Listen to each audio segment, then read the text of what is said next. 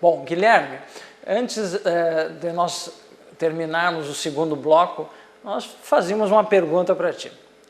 Nós colocamos aqui sobre a radiação sobre os pacientes. E claro que o paciente não leva tanto raio, porque não está todos os dias em contato com a radiação. Mas a equipe médica, os radiologistas, os hemodinamicistas, que é o nosso caso, que fazem cateterismo cardíaco, uma angioplastia coronária, que pode ser demorada em torno de 2 horas, e que trabalham dentro de uma sala expostos a raio. Como é que é feita essa proteção dessa equipe? Como é que isso ocorre? Na realidade, a área de hemodinâmica é uma das áreas mais críticas nesse sentido, porque a equipe médica está dentro da sala, ela está diretamente exposta à radiação. Então, é uma das áreas mais críticas. Os níveis de dose são os mais elevados. Então, para se proteger dentro desses ambientes, se faz o uso do avental plumbífero e do protetor de tireoide, que são materiais feitos à base de chumbo, né, que absorvem a radiação e não deixam essa radiação, então, ser absorvida pelo corpo, ou parte dessa radiação, a grande parte dessa radiação não ser absorvida pelo corpo.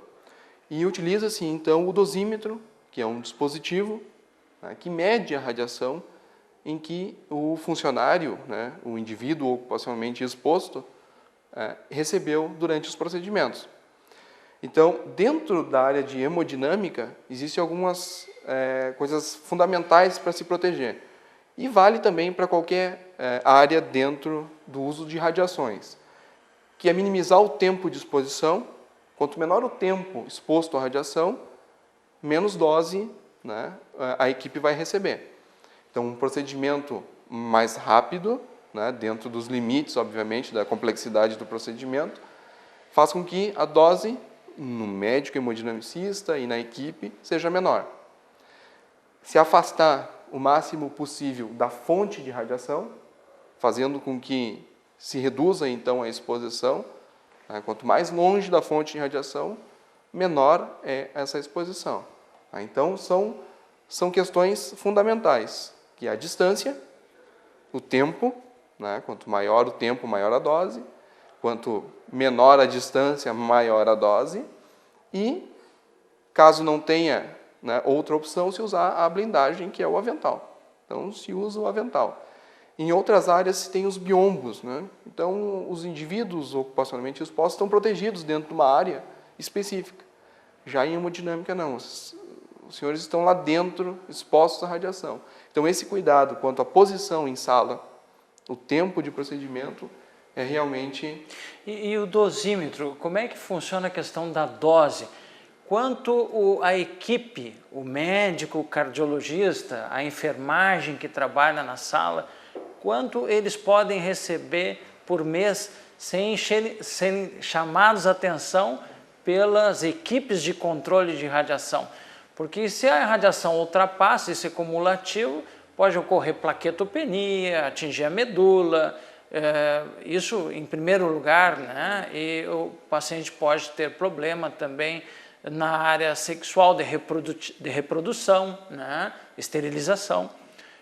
E outros danos em outros órgãos, como tireoide, tu falaste em protetor de tireoide, a catarata, né, que pode acelerar a catarata por envolvimento do cristalino. Então, o que seria isso hoje admissível como...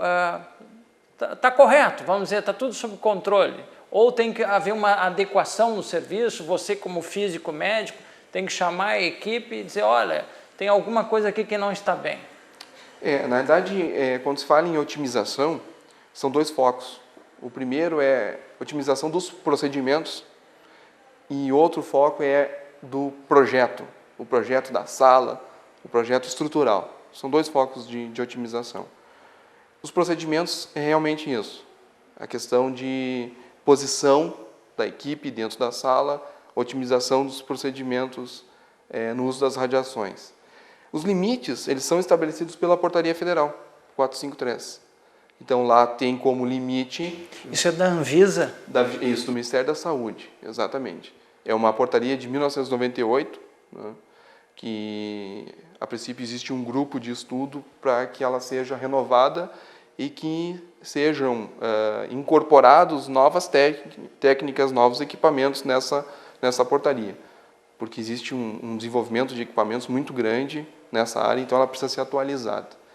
E é estabelecido, né, estabelecido esse limite de 20 milisievert por ano, uma média de 5 anos, não podendo ultrapassar 50 milisievert em nenhum ano. Esse é o limite. Para o pessoal entender que está do outro lado da câmera aqui, como é que é isso de milisievert? O milisievert é uma unidade de medida de radiação, né? Na verdade, a radiação ela é emitida por um equipamento, então esse dispositivo ele mede essa radiação que chega nele e faz algumas ponderações, porque existem várias unidades de medida.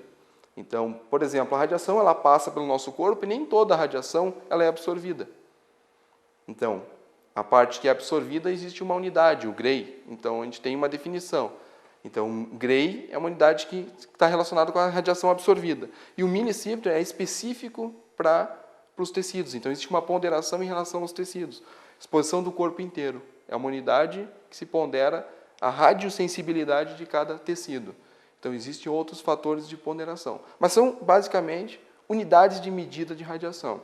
Então, são unidades específicas para se medir. Quer dizer, se o profissional tiver no seu dosímetro e passou disso durante um ano, nesses valores que tu está colocando, de 20 milisievert, ele é aconselhado a se afastar, ele é obrigado a se afastar do serviço. Na realidade, por exemplo, se o senhor está usando o seu avental e recebeu uma dose de 20 milisievert, a gente precisa fazer uma ponderação de 1/10, que é um fator de ponderação pelo uso do avental. Então, a norma, ela define assim: o dosímetro deve ser utilizado por fora do avental e ser ponderado por 1/10 para ser a dose efetiva. Então, se o senhor recebe por mês 1 milisievert, o senhor está recebendo 0,1 milisievert. Essa é a ponderação. Então, a gente precisa ponderar isso, dizer que foi utilizado o avental, para que efetivamente o senhor recebeu 1/10 dessa dose. Mas, caso haja, então, ultrapasse um limite, deve ser feito um estudo, né, uma intervenção, se faz o estudo do que aconteceu durante os procedimentos, e aí se avalia se realmente o profissional foi exposto ou só o dosímetro. Né? Se compara, por exemplo, com outros profissionais, o que aconteceu durante aqueles procedimentos. Então, é feito um estudo, e caso passem a limites muito maiores, se faz outros tipos de intervenção. Né? Faz um exame de um hemograma, né, com contagem de plaquetas.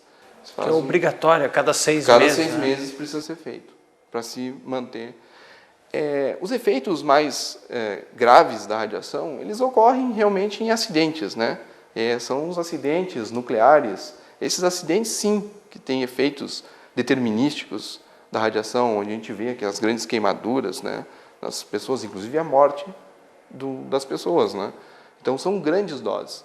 As doses utilizadas em radiodiagnóstico, elas são muito otimizadas e cada vez mais otimizadas para que a dose seja a menor possível, trazendo o máximo de benefício para o paciente e a máxima proteção para a equipe.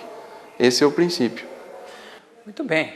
Então, chegamos ao final do programa de hoje, falando sobre física aplicada à área da medicina, com Guilherme Weiss, que é físico médico da Universidade Federal de Santa Maria e que trabalha em outras instituições com consultoria dentro dessa área que é nova e é pujante dentro da medicina. Então, gostaríamos de agradecer a todos pela audiência, agradecer ao Guilherme pela presença aqui conosco. Uma boa noite e até o próximo programa.